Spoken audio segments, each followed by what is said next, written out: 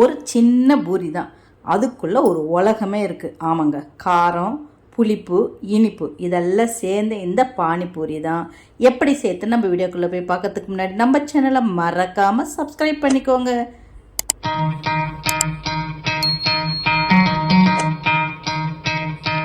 இப்போ பூரி செய்யறதுக்கு ஒரு பவுல் அளவு ரவை, அதில் பாதி மைதா மாவு, ஒரு அரை டீஸ்பூன் இருக்கிற மாதிரி உப்பு, இதையெல்லாம் சேர்த்து நல்லா கலந்து விட்டுக்கலாம்.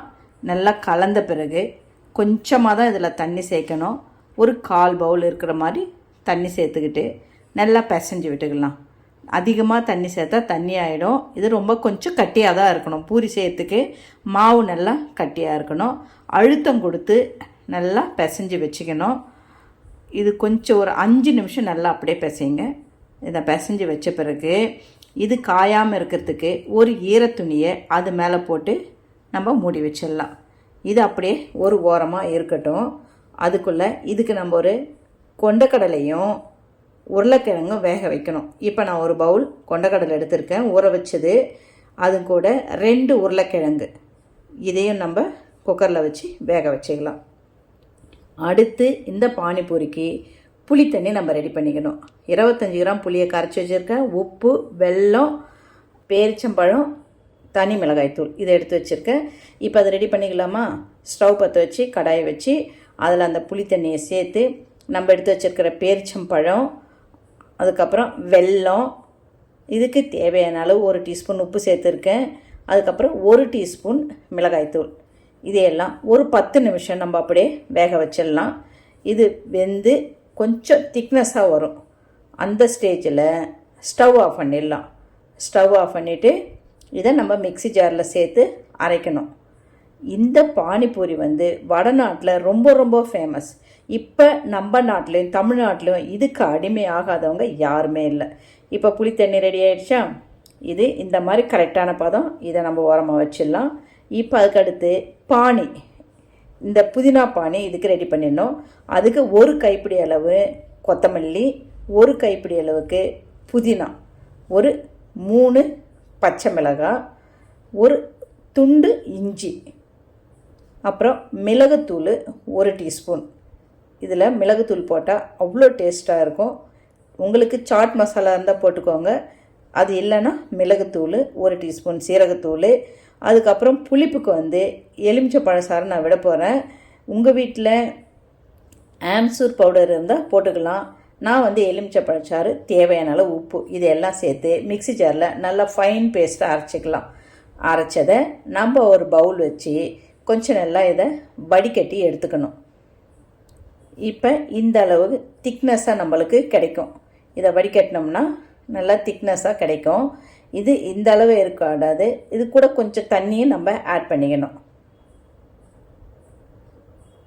இப்போ கொஞ்சம் தண்ணி சேர்த்து இந்த அளவு கரெக்டான பதம். இது அப்படியே ஒரு ஓரமாக வச்சிடலாம். இப்போ நம்ம வேக வச்சுருக்கிற உருளைக்கிழங்கை ஸ்மாஷ் பண்ணிக்கிட்டு, கடலையும் நம்ம வேக வச்சுருக்கிறோம், அந்த கடலையும் நம்ம இதை கூட சேர்த்துக்கலாம். சேர்த்துக்கிட்டு அப்புறம் நான் ஒரு சின்ன வெங்காயம் பொடி பொடியாக கட் பண்ணி வச்சுருக்கேன், அதையும் சேர்த்துக்கலாம். கொஞ்சம் கொத்தமல்லி சாப் பண்ணி வச்சுருக்கேன், அதையும் இதை கூட சேர்த்துக்கிட்டு, காரத்துக்கு ஒரு அரை டீஸ்பூன் இருக்கிற மாதிரி சில்லி பவுட்ரு, ஒரு அரை டீஸ்பூன் ஜீரகப்பொடி, சாட் மசாலா இருந்தால் போட்டுக்கோங்க, இல்லை நம்ம வீட்டிலே ரெடி பண்ண ஜீரகப்பொடி, அளவான உப்பு, நான் ஒரு அரை டீஸ்பூன் தான் போட்டிருக்கேன். இதையெல்லாம் சேர்த்து நம்ம நல்லா பிசைஞ்சு வச்சுக்கிறோம். இப்போ நம்ம பூரிக்குள்ளே வைக்கிற புளிப்பு, அந்த பானி தண்ணி, உருளைக்கிழங்கு மசாலா எல்லாம் ரெடி பண்ணிட்டோம். இப்போ மாவு எடுத்து பார்த்துடலாம். 1/2 மணி நேரம் ஆயிடுச்சு. நல்லா மாவு ஊறி இருக்குது. இதை இன்னும் கொஞ்சம் நல்லா பிசைஞ்சிட்டு அந்த மாவை நம்ம 2 பாகமாக பிரிச்சுக்கலாம். பிரிச்சுக்கிட்டு சப்பாத்தி செய்கிற அந்த மணையில் போட்டு கொஞ்சம் நல்லா அதை தேய்ச்சி விட்டுக்கணும். இது நல்லா தேய்க்கணும். ரொம்ப தடிமனாகவும் இருக்கக்கூடாது, ரொம்ப மெலிசாகவும் இருக்கக்கூடாது. நல்லா பதமாக இதை நம்ம செஞ்சுக்கணும். இந்த மாதிரி மழை காலத்தில் நம்ம வீட்லேயே இந்த மாதிரி பானிபூரி செஞ்சு சாப்பிட்டா அவ்வளோ டேஸ்ட்டாகவும் சூப்பராகவும் இருக்கும். நம்ம வீட்டிலேயே இதை செய்யும்போது நம்மளுக்கு சுத்தமாகவும் பானிபூரி கிடைக்கும். இப்போ நல்லா நம்ம இப்போ தேய்ச்சாச்சு. நம்ம ஒரு சின்னதாக மூடியோ இல்லை சின்ன பவுலோ ஏதோ இந்த மாதிரி திக்னஸாக இருக்கணும்.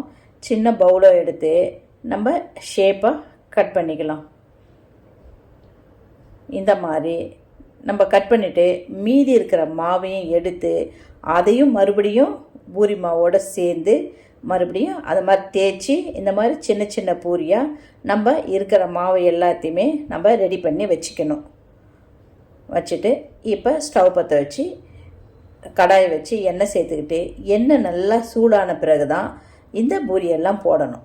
போட்டுட்டு அது அப்படியே மேலெழும்பி நல்லா உப்பி வரும். அது வரைக்கும் திருப்ப வேண்டாம். இப்போ நல்லா உப்பி வருது பாருங்கள். இந்த மாதிரி நல்லா உப்பி வரணும். அதே மாதிரி கொஞ்சம் மீடியத்தில் வச்சு முதல்ல ஹையில் வைக்கணும். பூரி போட்ட பிறகு கொஞ்சம் மீடியத்தில் வச்சு நல்லா அப்படி இப்படியும் திருப்பி போட்டுக்கோங்க. நல்லா ரெண்டு பக்கமும் மொறுமொறுன்னு வெந்தால் தான் இது பானிபூரி நல்லா டேஸ்ட்டாக இருக்கும். இப்போ ரெண்டு பக்கமும் நல்லா வேக வச்சு வறுத்து நம்ம எடுத்துக்கலாம். இருக்கிற எல்லாம் நம்ம செஞ்சு வச்சுருக்க பூரியெல்லாம் இதே மாதிரி ரெடி பண்ணிக்கலாம். நம்ம இப்போ நான் எல்லாத்தையுமே ரெடி பண்ணிட்டேன்.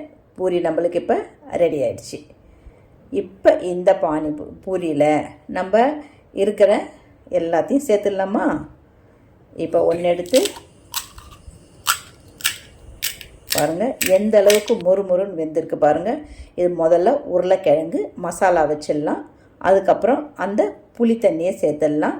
அதுக்கப்புறம் அந்த புதினா பானியை சேர்த்து எடுத்து வாயில் வச்சு சாப்பிட்டிங்கன்னா அவ்வளோ அருமையாக டேஸ்ட்டாக சூப்பராக இருக்கும்.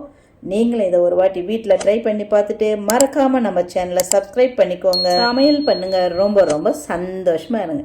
கஷ்டப்படாமல் இஷ்டப்பட்டு சமைச்ச சாதாரண சமையல் கூட சரித்திரம் படைக்கும். டேஸ்ட் எப்படி இருக்குன்னு கமெண்ட்டில் சொல்லுங்கள். வாழ்க வளமுடன்.